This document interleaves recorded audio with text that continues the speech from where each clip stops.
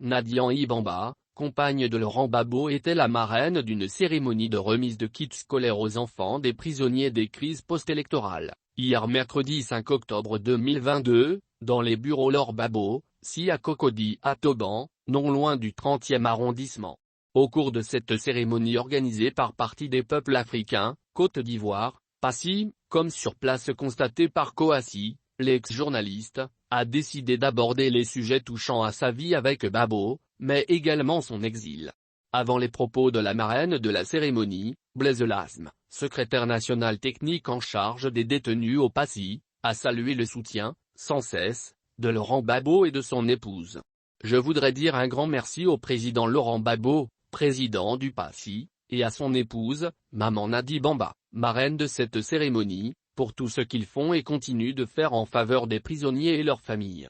Contrairement à ce que certains observateurs pensent, le président Laurent Gbagbo accorde une très grande importance à la situation des détenus. J'en suis témoin. Nous en avons parlé régulièrement et il n'a cessé de me répéter ce que je devrais faire, les concernant, en matière d'assistance et de soutien quotidien. La situation des détenus se résume en cette situation que je décrirai. Il s'agit d'une jeune fille qui a eu, cette année, son baccalauréat à l'âge de 17 ans. Mais cette fille avait 0,6 ans quand son père était arrêté et mis en prison. Elle a évolué, toutes ces années, sans la chaleur, les instructions et l'orientation de son père. En gros, les familles des détenus sont toutes désarticulées, démembrées et angoissées. Elles souffrent énormément et elles attendent que nous leur apportions régulièrement assistance. C'est pourquoi je salue le leadership de Madame Nadi Bamba dans cette action. Merci maman et merci à ton époux, le président Laurent Gbagbo, a-t-il indiqué. À la suite de cette allocution, la marraine, Madame Nadian Ibamba, a ensuite procédé à la remise de kits scolaires, pour les enfants du primaire et secondaire, et des enveloppes aux enfants inscrits à l'université. Madame Georgette de Beaublé, épouse du général de Beaublé, au nom des parents des détenus, a également salué cette attention particulière. J'aimerais dire sincèrement merci au président Laurent Gbagbo, à son épouse et au camarade Blaise Lasme, pour ces gestes à nos enfants. Cette action nous va droit au cœur. À vous, parents de détenus, courage, courage, courage. Rien sur cette terre n'est éternel. Tout a une fin. Femmes de détenus, je vous demande d'être très courageuses. Ne vous abaissez jamais pour déshonorer vos époux en prison. Restez dignes. Nos époux, là où ils se trouvent, comptent sur nous et sur notre dignité. Alors courage à vous, courage à nos enfants, Dieu vous fortifie, a affirmé l'épouse du général de Beaublé. Nadian Ibamba, compagne de Laurent Gbagbo, s'est adressée ensuite aux enfants et épouses des prisonniers. Elle est revenue sur son exil au Ghana, ensuite sa présence auprès de Gbagbo à la Cour pénale internationale, PI, et à Bruxelles. Chers enfants, je suis très heureux de vous rencontrer. J'ai déjà rencontré, à plusieurs reprises, vos mamans. Depuis 2011, mes larmes ne coulent plus, je ne pleure pratiquement plus. Je pleure, sauf, en face d'un acte de bonté. Une fois, j'étais allé en prison, voir le président Laurent Gbagbo, et il y avait un prisonnier qui avait du gâteau pour nous. J'ai coulé des larmes devant cet acte de bonté.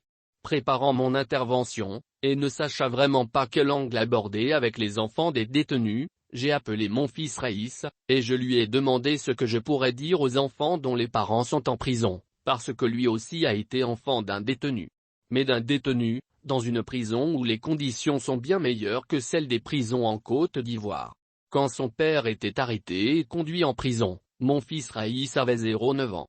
Lui et moi avons fui la Côte d'Ivoire, en pirogue, pour nous retrouver au Ghana, puis plus tard à Bruxelles. Nous y avons retrouvé Michel et ses enfants. Raïs a été un enfant de détenu politique et il sait ce que ça fait. Aujourd'hui, il a plus de 18 ans, avec son père en liberté. Quand j'ai lu les mots que Raïs a adressés aux enfants des détenus, j'ai coulé des larmes et ça m'a vraiment fait de la peine.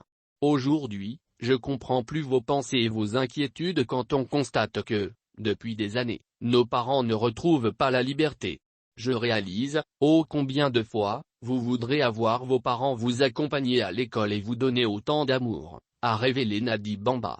Celle qui partage présentement la vie de l'ancien président ivoirien a pointé du doigt certaines intrigues, tout en rassurant qu'elle a le cœur désormais forgé pour affronter la méchanceté.